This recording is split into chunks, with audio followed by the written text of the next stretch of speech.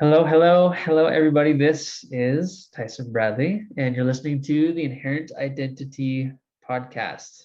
And this podcast is all about you being able to create all the changes that you want in your life by focusing on your identity. And I might even add that it's not even about change, it's just about rediscovery.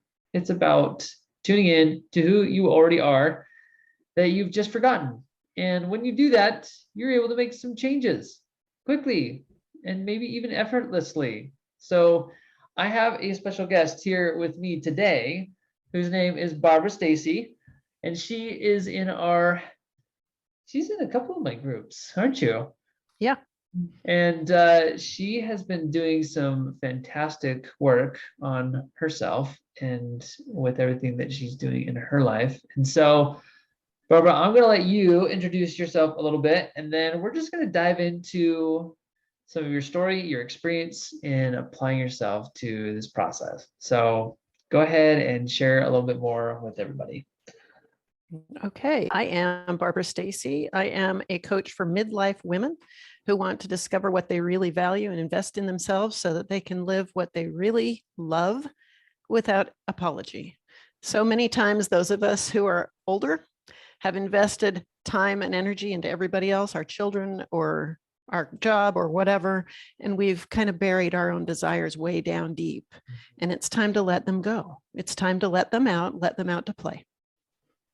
I love that. And it's so true. I think that one of the things that many people can struggle with is actually connecting with what they really want. Mm. So, I mean, even in what you said, it's like you spend so much time caring about other people. And I do find that this is maybe more so with women, although I have met men who struggle with this as well. But that you spend so much time caring for someone else that you don't ever really discover what you want in your life. And I don't know if, in your experience of life, was that kind of your experience growing up to the point where you are now? Yes, to a large extent, yes. I usually would put my wants and needs last in order to accommodate everybody else in my life. It's a good thing that I only have one husband and two children, because if there had been more, I think I would have been completely lost. When did things start to change in terms of you maybe putting yourself first or putting your desires first? My journey to this whole self-help thing, and I've dabbled in self-help. My daughter and my coworker both said, maybe you should go talk to a therapist. So if two people tell you to go talk to a therapist, you go talk to a therapist, right? So I went to my doctor, and I said, can you recommend a therapist? And she said, not with your insurance. There aren't any good therapists that take your insurance, but listen to the Life Coach School podcast. It's like free therapy.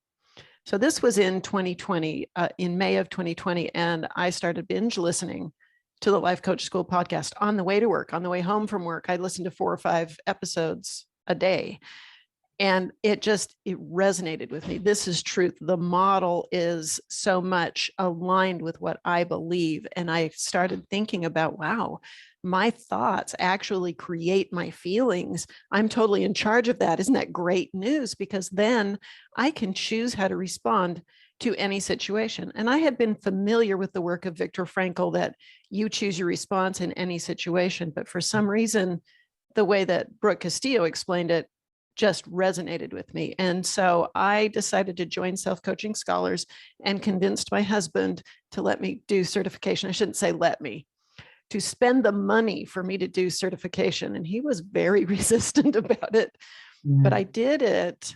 And when I completed it, and since then, about the time that I was going through it, there was some massive upheaval at work. I would not have been able to make it through all the upheaval at work without coaching and knowing that I could choose my response in the situation. I ended up having to make some difficult decisions. We had hired a new executive director, and he was taking our association down a path that was going to destroy the association as it is, I work for the Railway Tie Association.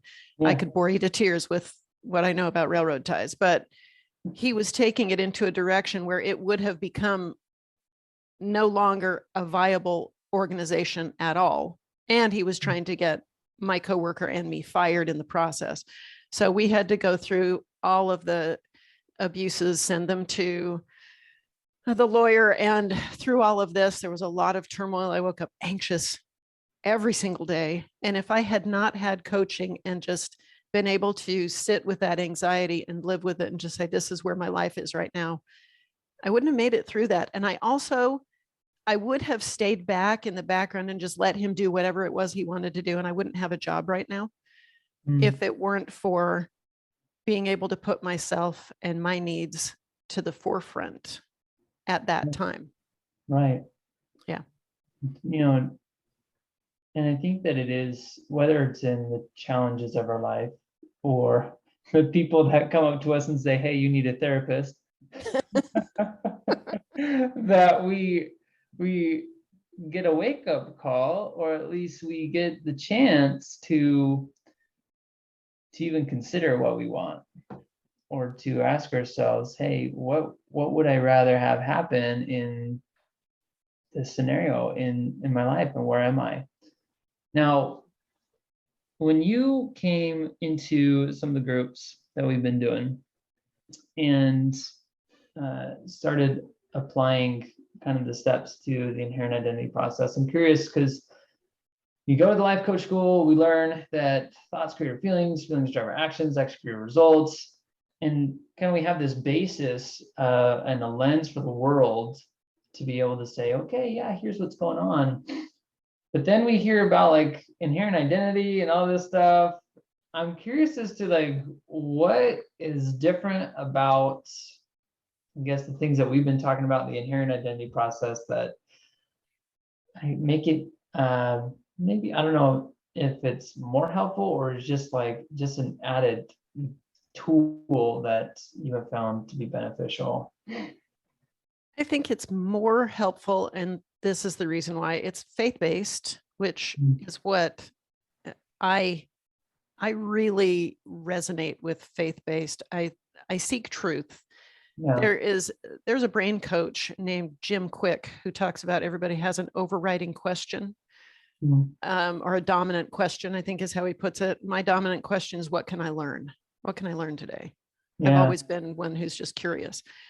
And I learn better in a faith-based system than I do without. And I love to connect what I'm learning with the truth that I already know. And what I feel in the inherent identity process and the I am me is that there's deep truths in there.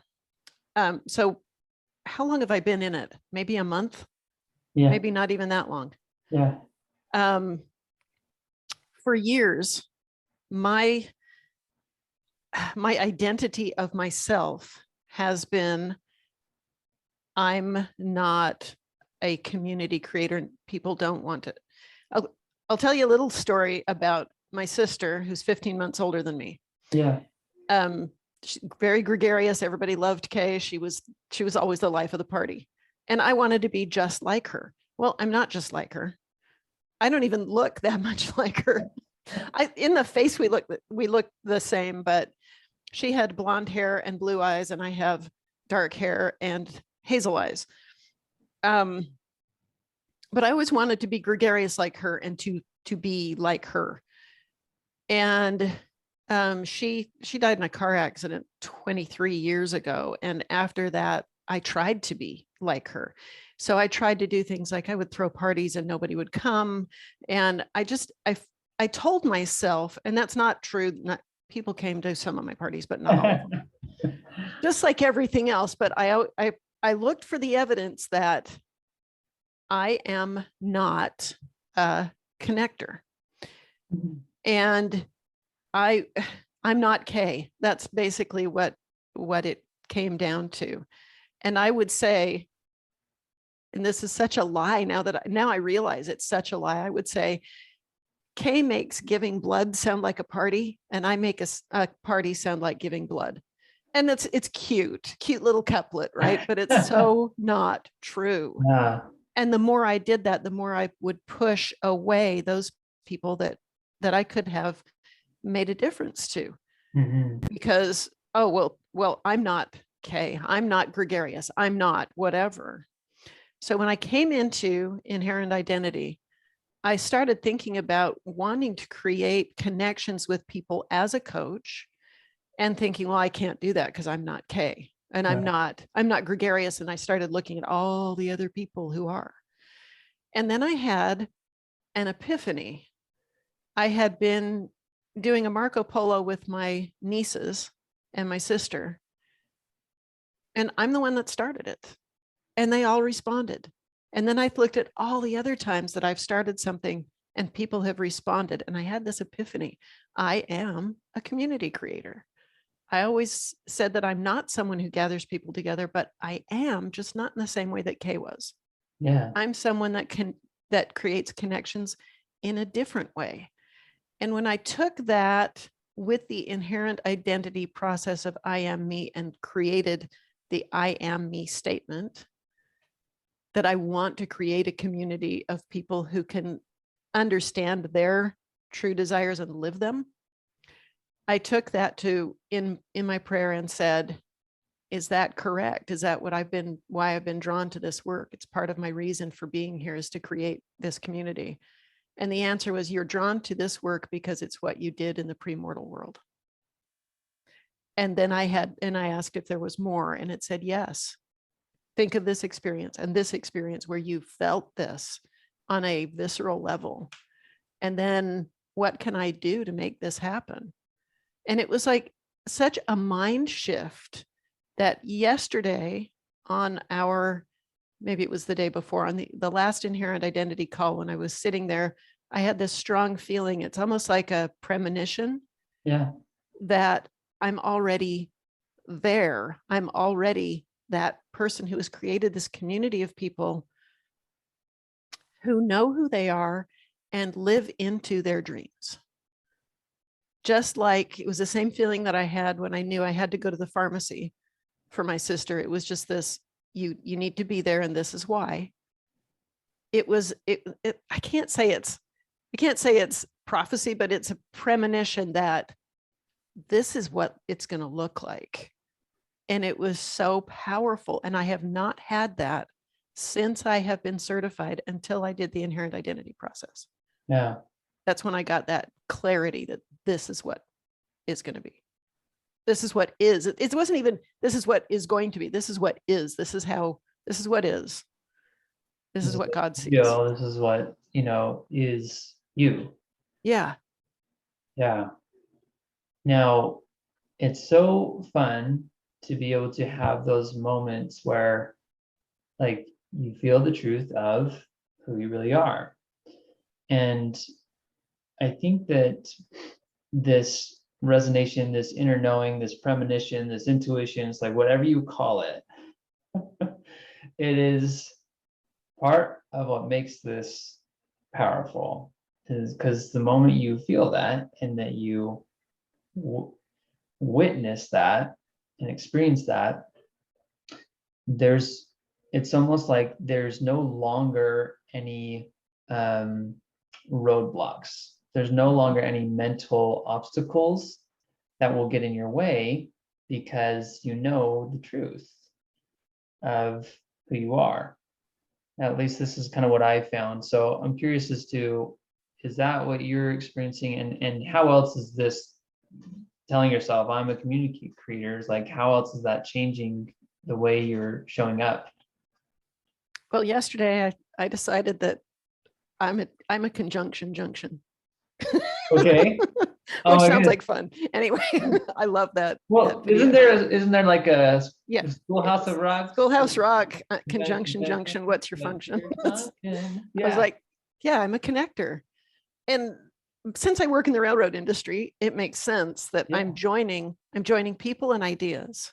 I'm joining people and people. I'm creating that And when I open myself up to that, it's like I had this flood of ideas come on my walk yesterday, so many that I just couldn't, I Wow. couldn't wait to get home and write them down as fast as possible. And my brain chatter has stopped. Like it's kind of there. Like, are you sure this is okay? But it's so far in the background because it's like, no, this is who I am. And even my brain chatter is recognizing that this is what is. This is who I really am. And so I don't get that self-doubt in the same way that I did before. Yeah. Because I mean, when you just know, you know. You know what I mean? We just know, you know? Yeah, I know who I am. Yeah. And there's a plan, and all I have to do is just move forward. Whatever happens is going to happen, and it's going to be the right thing.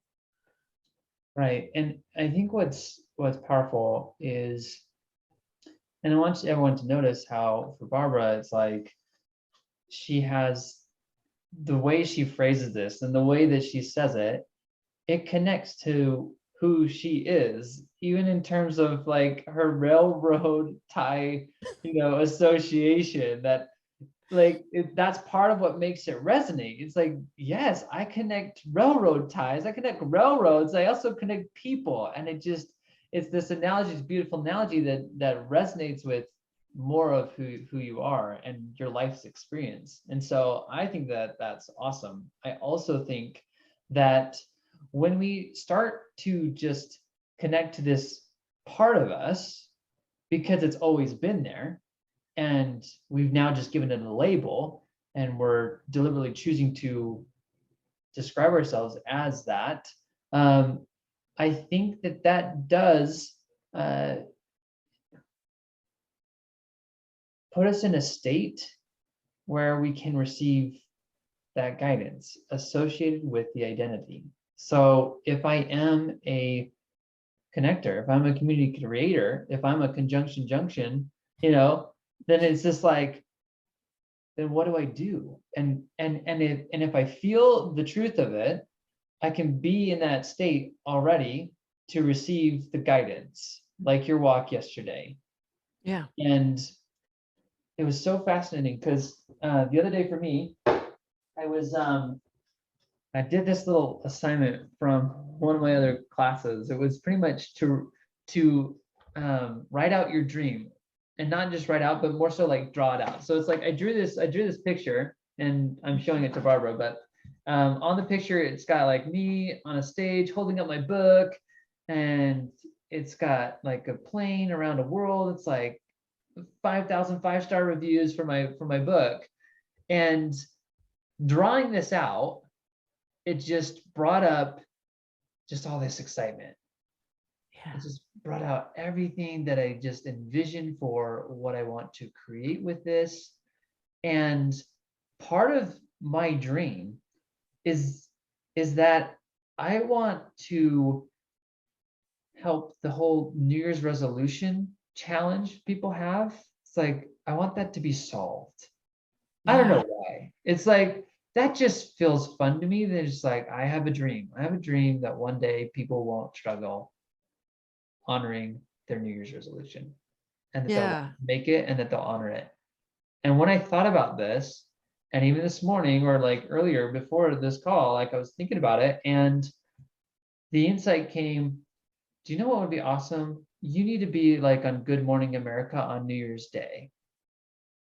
And I'm just like, Yes. it's just like, you need to be there because like this is an important message everybody needs to hear. And whether or not Good Morning, like, I don't know how much of America listens to that show. I don't personally, but for the mass of people that do, I'm just like, I need to be there. And so now all of a sudden I'm thinking of ways in which, how could I do that? And I'm trying to connect to the people that can help me do that. Never before would I even consider that idea. No, it's totally impossible.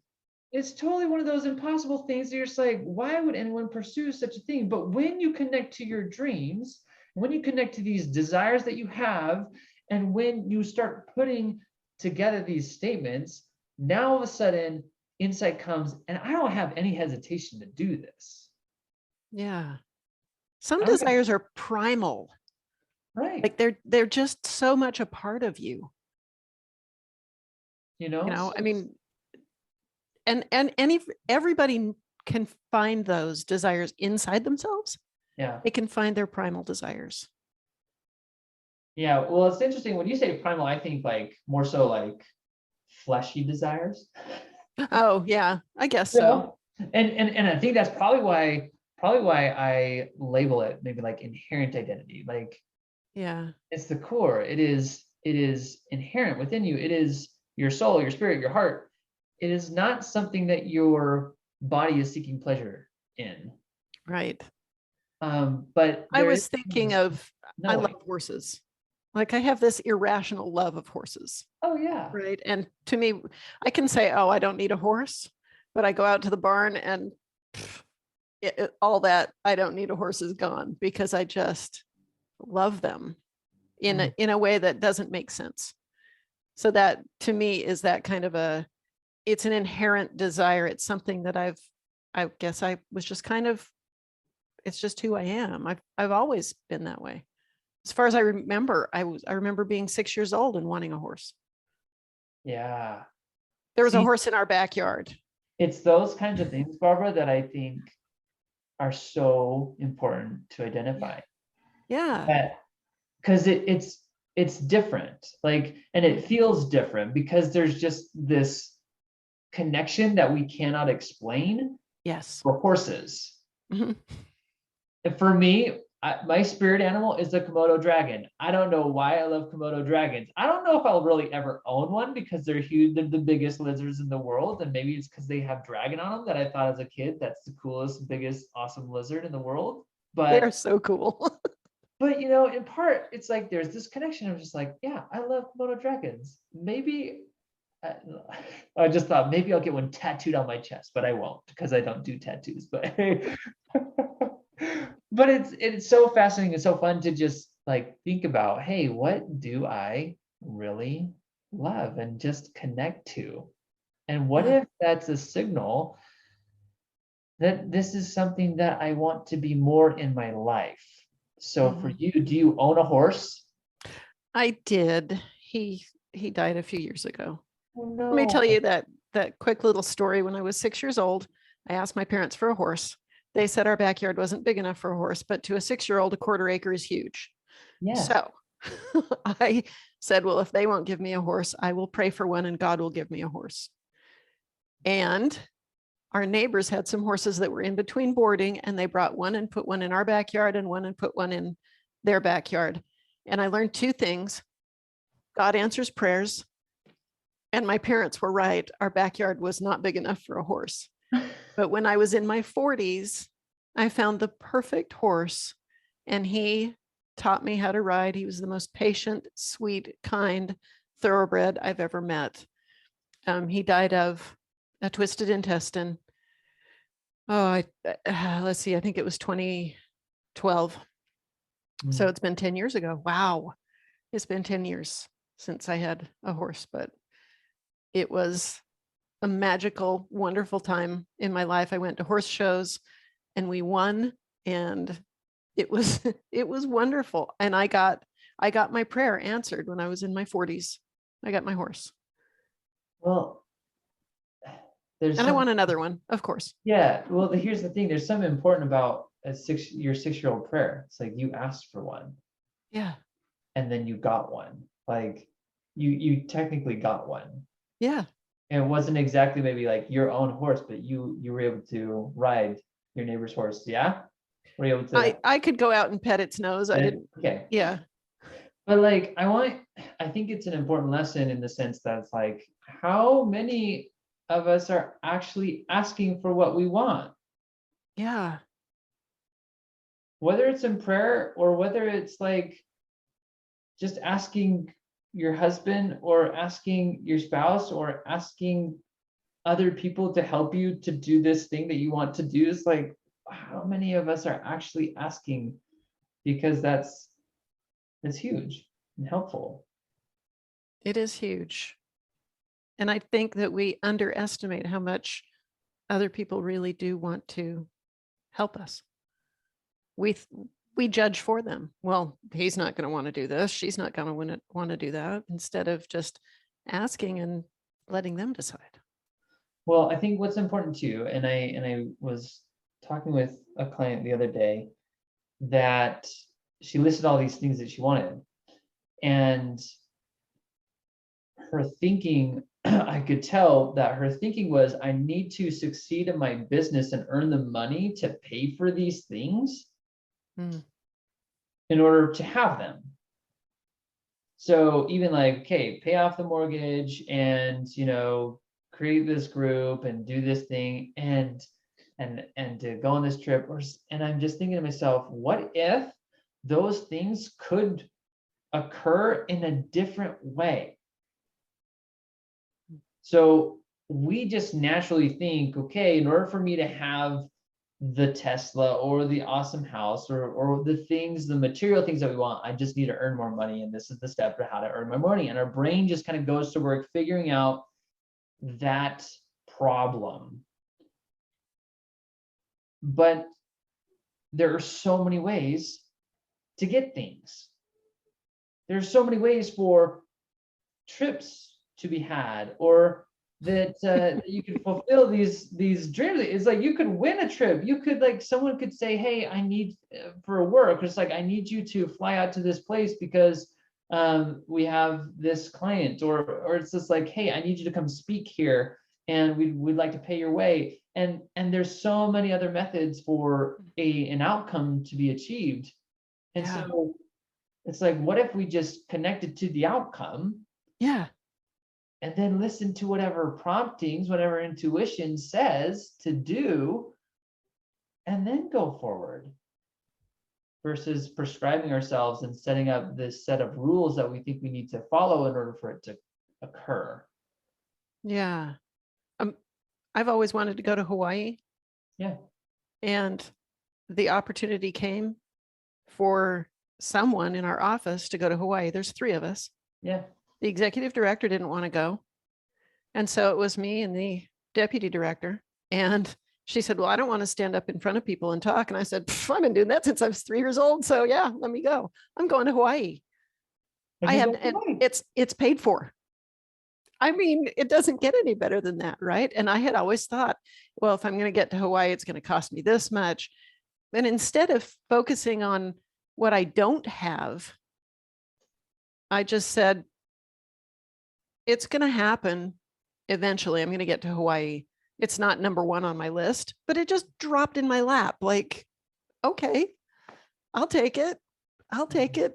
Yes. I'm going to go out there with the Western Wood Preservers Association and tell them about the Railway Tie Association. And then I'm going to sit on the beach and enjoy and kayak. And, I'm going to Maui. I mean, seriously, that's amazing. And there's a lot of different ways we can get our dreams fulfilled if we'll just open ourselves up to dreaming, to the possibilities. How many of you could have more things and have more beautiful experiences of life if you just decided to start dreaming in the first place? Yeah. And then asking for it. And then, if you're really hardcore and you actually want to see some cool things happen too, is get into the inherent identity process about it. Absolutely. Identify with it, be it. Yeah. I've been trying to get a friend of mine, to basically an adopted son, to come join us. We'll see. Awesome. We'll get him here. We'll get him here because he really could use this. Yeah. He's a precious, precious guy. Would love to have him show up. You'd love him. Now, I am curious, Barbara, if there's other things that you've applied the process to that you've seen success in or changes with. It kind of bleeds over into everything, doesn't it? Mm-hmm. So it's not just connecting, but it's also my health. So I was recently at a seminar in La Crosse, Wisconsin, and I have a stomach problem where if I eat meat, it hurts. My stomach hurts for hours. So I don't eat meat. Yeah. I can eat fish, but I don't eat land-based meat. Well, one of the lunches one day was barbecue pork. And then they had beans, which had a lot of sugar in them. And my stomach doesn't love sugar either. And potato salad and the mayonnaise, it all just looked like, I could just see, I looked at it and went, but I'm a health warrior. I can't remember which one of your clients said health warrior, but I was like, yeah, this is, or wellness warrior. And I was like, but I'm a wellness warrior. I take care of my body. So I chose not to eat things that would make me feel yucky that day. And guess what? I didn't starve. Spoiler alert. I did not starve. And we went back out to, we were back out looking at railroad ties, and I was very hungry by dinner time. Yeah. But it didn't really matter because I didn't feel awful for all afternoon. I was okay with not eating the potato salad and the beans, and certainly not the pork. That would have been, I would have been doubled over. But that, because I am somebody who takes care of my body, came to mind. It was like, no, I'm not going to eat that. I'm hungry, but I'm not going to eat it because I take care of my body. Yeah. And I like to feel good. So yeah, I'm a person who takes care of my body. Helped me feel good for one day instead of feeling yucky all afternoon. I love it. And as small and as simple as some of these things are, the more that you take action on them and remind yourself of who you are, the easier it becomes. And the more you just start associating and you start showing up as the person who is the wellness warrior in all that you do, the person who is the community creator in all that you do. Mm-hmm. And so sometimes, I don't know if for you find that I just want to focus on one, or I have many that are just kind of going behind the scenes, or is there a way that you like to apply this for yourself?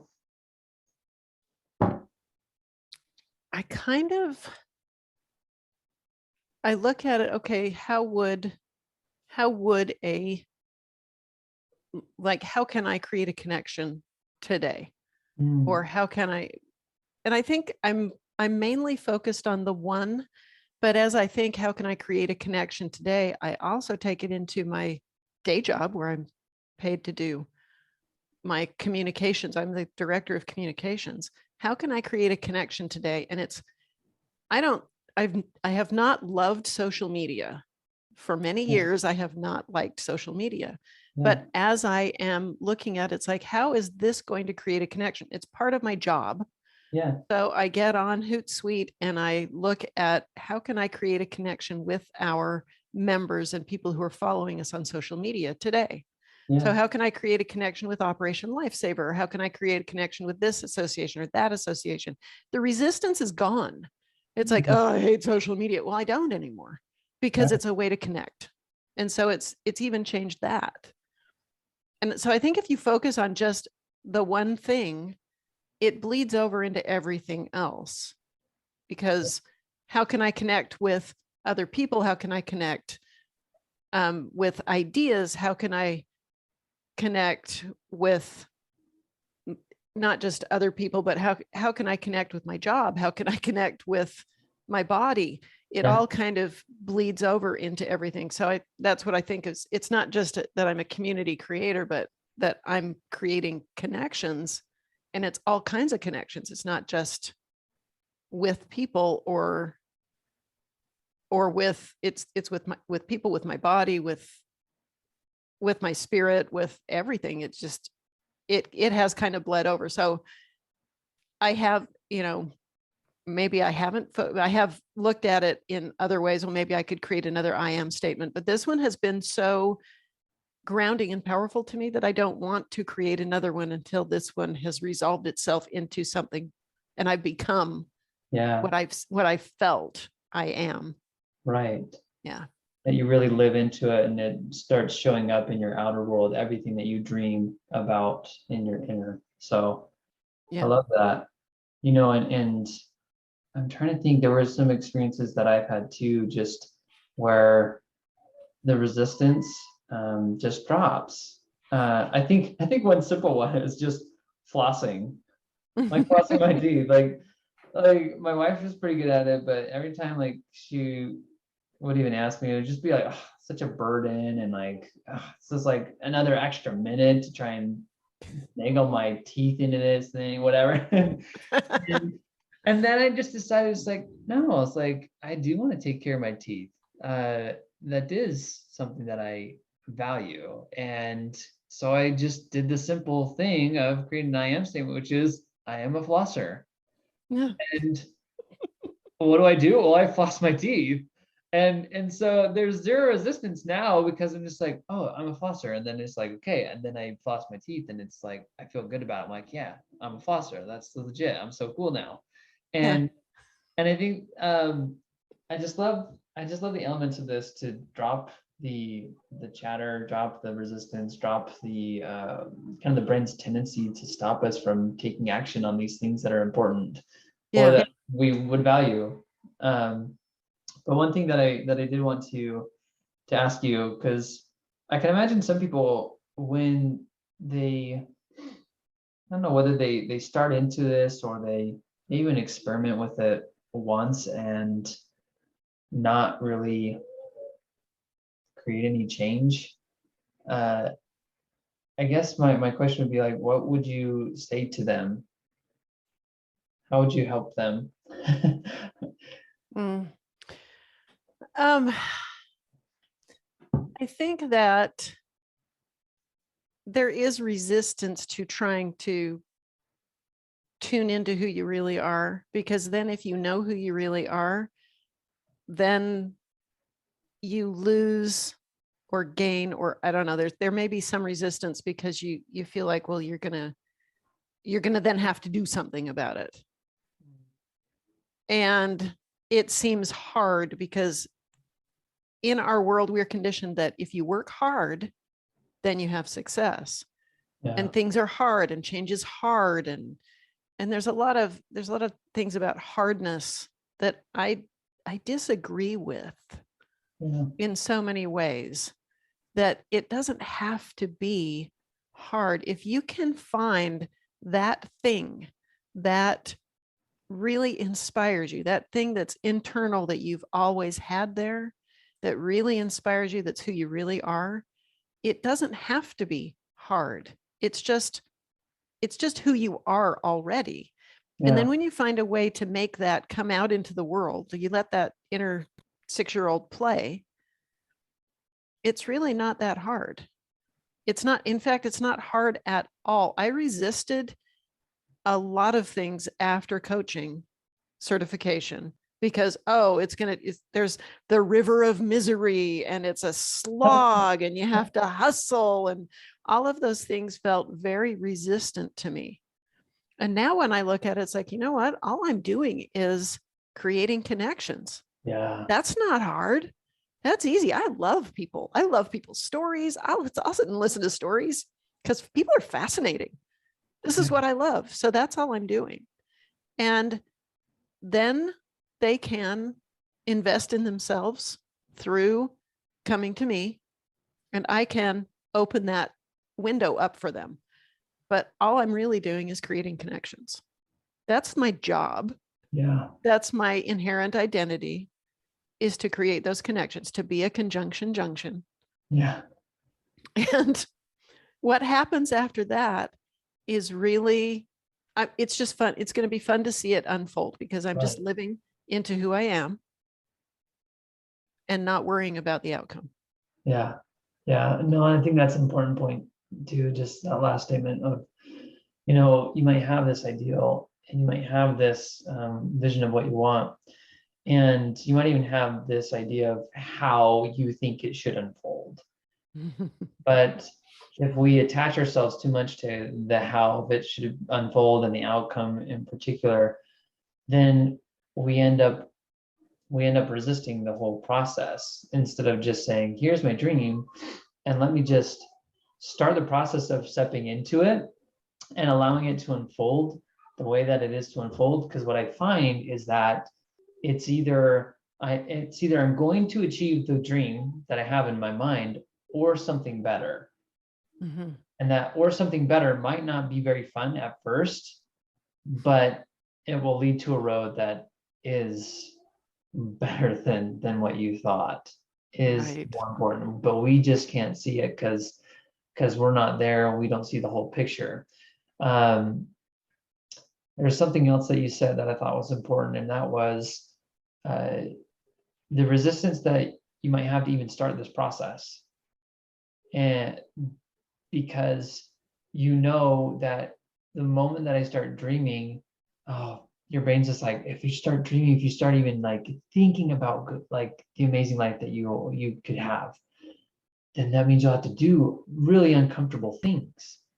And so let's just not even think about it. Let's not even go there. And let's not even start the process so that we don't have to change. We can stay in the familiar, which is the brain's job. Congratulations, your brain's working perfectly. It's keeping you in the familiar. And to that, it's like to be able to commit and decide. Like it's just gonna have to come to a decision. It's like, okay, I'm gonna try this out. I'm going to decide to honor me. And the thing is, you can keep putting this off, but your heart's going to keep nagging at you. Mm-hmm. Like it just will, until maybe you might reach a point where you just can't even hear it. But yet, if you're listening to this podcast, there's a part of you still that's just like, I kind of want to have a better life. I don't know, I kind of want something, I want things to be different. And that yearning for difference, that yearning for a better experience of life, that is your heart. And it's trying to tell you something. And once you create a little identity statement, once you start into this process and actually apply it, it's going to start unfolding. And I mean, let me ask you this, Barbara, because you joined the group, even though you were getting some of these elements in my other group, like Entrepreneurs of Christ. And like, what do you think has been the benefit of being in the beta group? Like being like, because right now it's in beta, but like, what's been the benefit of being in this group and how has it made it better versus just trying to do the process on your own? I think we undervalue the support of other people, Mm, and there's so many things that you get from other people's perspective that you don't think of on your own. yeah, It's the same thing with coaching, which a coaching is going to hold a mirror up to you and show right. you things that you haven't seen before. It's just like if you have a tennis coach, the tennis coach can say, hey, you need to change this on your forehand or your backhand or whatever. That's what a coach does for your life. Right. It's like, yeah.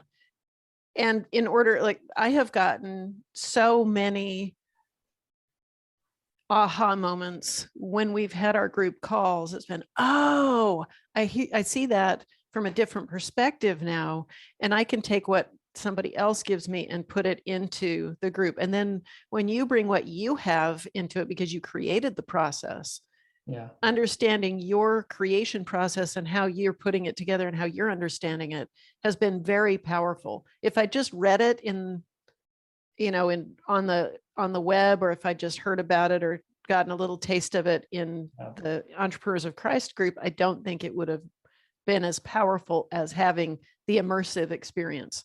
So I would highly recommend the immersive experience. It's so worth it. Yeah. No, and I appreciate you saying that. And because I just try and think, I was like, I think that there's something to it. I think mainly because it's just like coaching. Like you just can't see what you can't see. Mm-hmm. And until you have someone outside of you to help you see what you can't see, to help you see the thoughts that you've been having that are maybe like identity thoughts, these identities that you've been carrying around that you didn't know you had. Because I mean, we had someone the other day in our call, they're just like, it's hard for me to execute on things. Like they just said that so nonchalantly. It's hard. It's like, I've gone through a lot of programs, I've gone through a lot of learning, I love learning, but it's hard for me to execute. And that might be you. Like that might be all the listeners out there. It's like, I just have a hard time applying myself to the things that I already know I need to do. And isn't that everybody? And so I caught him and I said, hey, that's an identity. It's like, you think it's hard for me to execute. Like I am not a good executor. Yeah. And the moment that I said that, he's like, oh my goodness. And so I said, you need to create an identity statement on that. It's like, you need to change who you are. It's like, do you want to be a good executor? Do you want to be someone that follows through and applies what you learn? If that's the truth, if that's what you really want, if that's who you really want to be, then that's who you already are. Mhm. And you create a statement around that. And now all of a sudden, you're an excellent executor. Yeah. You guys can steal that. Like, there's no Yeah. copyright. It's like, I I am can't, an excellent executor. I am an excellent executor. Yeah. It's like I am a connector, not like Kay, but like me. I always Yes. said I wasn't. I'm not, because I'm not like her, but I totally am. And one thing that has really helped me is the Slack group. You've helped me tweak my I am statement Oh, in yeah. the Slack group and said, hey, your evoke is it really powerful enough for you? You might want to change that. And here's something that I told somebody else. It's, oh, I get it now. I see what evoke is supposed to mean. So having a guide through it has been really helpful. Right. If I just had to do it on my own, it wouldn't have been quite as powerful. And the guide really needs to be somebody who knows the process, and that's you, because you're the creator, right? Create the process. Or who invented the whole thing. So yeah, this is awesome. So Barbara, um, if you could, I don't know if you could share where people could find you if they want to work with you. If there's like, it's like midlife women, right? Yeah. It's like, I am in the middle of my life. I have given my all to my kids, and now I want to give myself some time and start living into my dreams. Where would they go to find you? I have a website that's happytobemecoaching.com. Awesome. My email is happytobeme@gmail.com. Everybody loves that email. I get all kinds of stuff. I don't know why, but I do. Lots of people love that email, but I've had it for more than 20 years, so it's mine. Anyway, it's Happy to Be Me Coaching, and I'm on Instagram, and I think I have a Facebook page. Yeah, they can find me there. A friend of mine, Teresa Dobson, and I are starting a group for parents of adult children. And Oh, our first group meeting will be September 7th at 7:30. And you can find the information on Instagram about that, because you're going to be the parent of an adult child longer than you're a parent of a young child. And oh, it's a whole new ball game up here, guys. It's a whole new ball game. that is so true. You just blew my mind right there. I'm just like, wait a second. I've got a 7 and 4-year-old, so it's gonna be a while, but I will be their parent as an adult for longer. That is crazy. Yeah. And you get to change your identity there too. You Yeah. go from supervisor to consultant and observer. Yeah. And it's That, cool. It really is cool. And a lot that, of us don't want to let go of that old identity. Maybe that's one reason why we don't want to go into the new one, because we don't want to let go of the old one. yeah. Mm. All right. Truth bombs left and Yeah. right. Well, I appreciate you coming on, Barbara, and I'll put the links to her information in the description of the podcast here. So you can just look at that, click on it, and connect with Barbara. All right. Thanks, Tyson. It's been great. We'll see ya. Bye.